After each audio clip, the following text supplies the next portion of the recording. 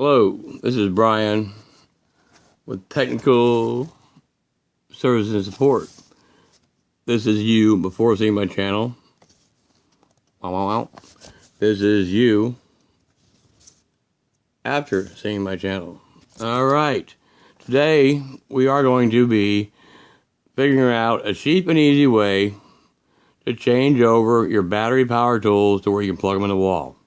Today I'm working with an 18-volt Ryobi drill. I've removed the screws from the bottom already. And so we pop this sucker open, and inside we see right here I soldered a positive wire to the positive lead coming out here. I also soldered and taped. I couldn't find my heat shrink, but it is soldered and it is taped. And I ran my cord through the box after I drilled a hole in it. And you notice I tied a knot so it would not pull out through the battery case. That is very helpful. And let me just back up because some of you may wonder, and you'll find this in a lot of your drills, especially with lithium, there's a little jewel here. That is a thermistor. What that does, if it gets so hot, and they have them at different temperatures, you know. But anyhow, this is a thermistor that would generally be taped to your batteries. And when the batteries get too hot or the charger senses it, it will break the connection and it will stop the charge and or stop the batteries from working. Okay, so we can get into that later on, but right now, you can just let it hang for now. All right, now I'm going to put this back in the case, attempt to, anyhow. All right, and I'm going to throw just one or two screws in it. And all right, I want to talk to you about battery chargers. First of all, well, not actually battery chargers, they're power supplies.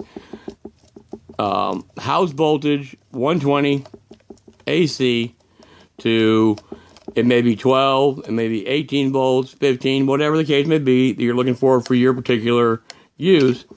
It may be whatever your volt is.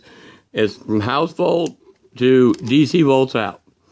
All right, so today we're working with an 18 volt drill. So we've got 120, which I will show you here in just a minute. This little sucker right here, which plugs into the outlet, okay? And this is a transformer that I bought at a Goodwill, a thrift store, for I think $3 or $4. It's 120 volt, coming into where you plug it into the wall, volts AC, and then coming out is 18 volts at 4.5 amps. Now, I cannot reiterate this enough.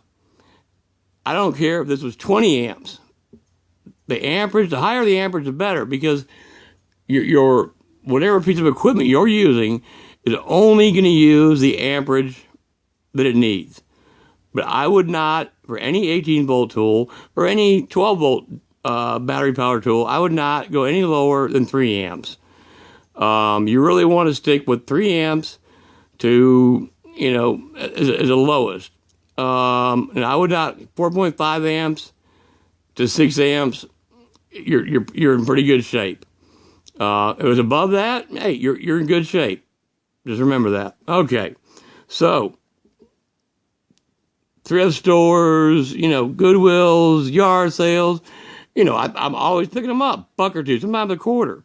All right, so what we've done is we've got, and what I do is I always, if I'm going to throw away an appliance or I see one, I grab a cord, and this cord I snip out from something. I mark this as my ground coming out, and then as well over here, the 2 leads coming out. I marked this one with some tape, ground, so I would know. But this is a DC tool, so the only thing, if you put it forward, it would go backwards, and vice versa. All right, so I'm just twisting these wires together, and there are numerous ways to do that, you know, to conjoin these wires. All right, now we are powered up, and like I said, you know, you might be able to use, like, say, a boat connector or something along those lines, you know, just to connect them, just like you would a boat trailer. All right, here's the tool to try out. Whoa, look at this.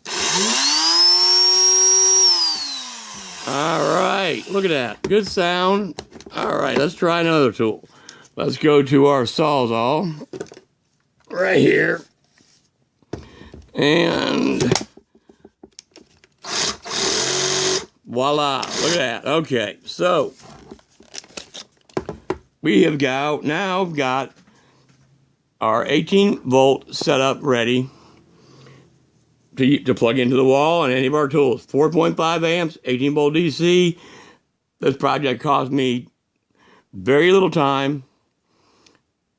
The transformer, very little money. Even if you have to buy them on, you know, on eBay or whatever, they're still not that expensive. Just remember, the correct voltage for your equipment. I mean, don't get me wrong. You can go up 1 or 2 volts. That's not going to hurt your products. The amperage, you know, if you have a higher amperage, the better. It's only going to use the amperage that it needs. Okay, now, I just want to show you one other little quick thing here. Look at this.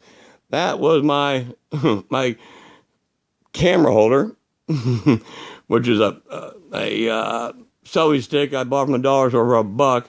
I'm waiting on my other camera and audio equipment to come in. And I will be, in the future, I'm going to be doing a video on more about battery power tools and how to hook up to where you'd have a pack you carry with you, to where you would not need the 110 outlet. You would have one with you that is solar powered, and you would be totally independent. All right, thank you for watching, and you can also see me on Facebook or ask me questions at Facebook at Brian Merriam, and that's Bryan, last name Merriam, Merriam. Please submit any ideas. Thank you.